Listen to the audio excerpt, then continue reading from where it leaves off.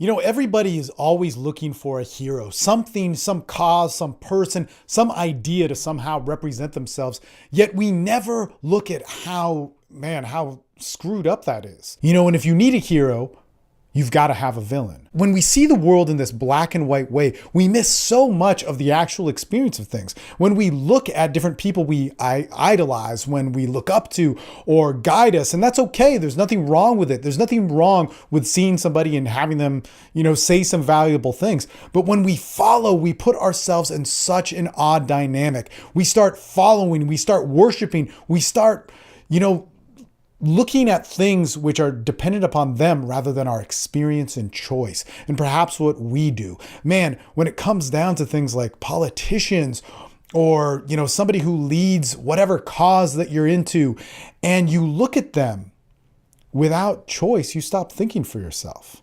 Man, it's this horrible thing that you put yourself in. Rather than liking somebody or experiencing somebody for what they are, you start seeing them as categories. You start making your choices based on somebody else's thought or an idea or what other people are going to think about you. And the fucked up thing about this is it's always in the name of some sort of independence or freedom or something that is absolutely not what you're doing.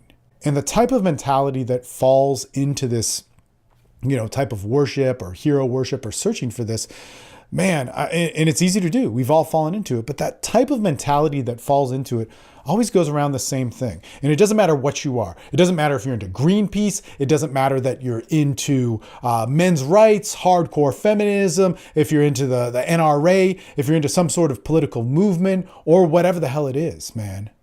The crazy thing is although the topic is different, the behavior is the same. The behavior is judgment. The behavior is a divide. The behavior is a cause that's bigger than my personal connection with you that has to do with, some big, I got to save the world type bullshit. So it cuts me from the actual experience of life. Man, and it's just such a fucked up thing. When I see people start choosing their friends or living these isolated, insular lives, cutting people out, cutting themselves out of, who they really are and why they even got into that cause or movement in the first place, just because it conflicts with the boundaries of that cause or movement. Jesus Christ, man, what a crazy thing. I've known a lot of fucked up people in my life. I've known a ton of them. But I guarantee you, if I had to sit down with some of the most evil men in history, whether that was Joseph Stalin, Adolf Hitler, whoever you want to say, man, Jeffrey Dahmer, I bet you I could find some humanity within them. And the sad thing is the person that's the men's rights activist, hardcore feminist, you're dealing with a much fuller deck of cards with those two individuals where you could have a connection rather than cut the people out that mean so much in your life. I want to live a life of connection.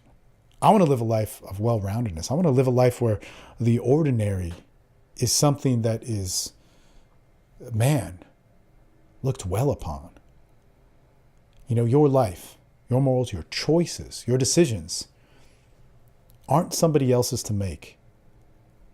And the problem with following that dynamic of a black and white culture, that dynamic of the hero or the villain, means, man, you limit yourself to a whole spectrum of humanity, human beings, the benefits of empathy, connection, love, compassion that you've just cut out of your life.